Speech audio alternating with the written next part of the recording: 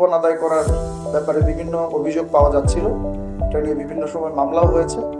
তো আমরা গত 6 এবং 7 ফেব্রুয়ারি গাজীপুর, শ্রীপুর, মাওনা, আমাদের ভালুকা, ত্রিশালের বিভিন্ন জায়গায় অভিযান পরিচালনা করে এই চক্রের 4 জন সক্রিয় সদস্যকে গ্রেপ্তার করতে সক্ষম হই এবং তাদের অপরাধে ব্যবহৃত যে প্রাইভেট কারটি, তাদের ব্যবহৃত মোবাইল ফোন এবং তাদের কাছ থেকে নগদ 87,000 টাকা, যেটা মুক্তিপণের টাকা, সেটা আমরা উদ্ধার করতে সক্ষম হই। তারা ইতিপূর্বে এই ধরনের অসংখ্য ঘটনা ঘটিয়েছে। তাদের বিরুদ্ধে দ্রুত বিচার আইন সহ অন্যান্য বিভিন্ন বিষয়ে মামলা রয়েছে। তাদের এই চক্রের বাকি যারা আছে তাদেরকে গ্রেফতারের প্রচেষ্টা এবং তাদের বিরুদ্ধে যে আইনগত ব্যবস্থা, সেই কৌশলটা হচ্ছে যে তারা একটা প্রাইভেট কার নিয়ে মহাসড়কেরই বিভিন্ন বাস স্ট্যান্ড, যে এলাকাগুলো বিশেষ করে যেখানে জনসমাগম বেশি, সেখানে তারা দাঁড়ায়। ড্রাইভার সিটে একজন থাকে, পাশের সিটে একজন থাকে এবং পিছনের সিটে তারা 2 জন বসে।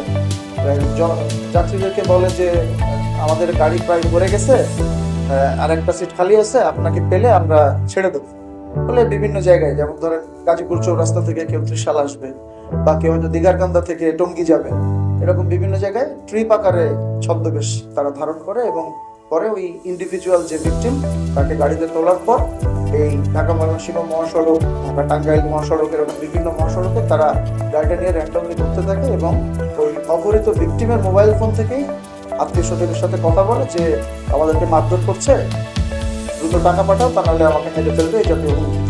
তারপরে পার্টিকুলার বিকাশ নাম্বার দেয়, সেই বিকাশ নাম্বারগুলোতে ট্রানজ্যাকশন হয়ে গেলে একটা সার্ভিসটা হয়তো বা 5 লাখ বা 10 লাখ টাকা থেকে শুরু করে মোটামুটি 50,000, 1 লাখ টাকা পেলে বা 2 লাখ টাকা পেলে তারপর তারা ছেড়ে দেয়। এই হচ্ছে এইটা তারা ফলো করে যখন তারা কাজে বের হয়, সবাই একসাথে বের হয়ে। Subscribe to my channel.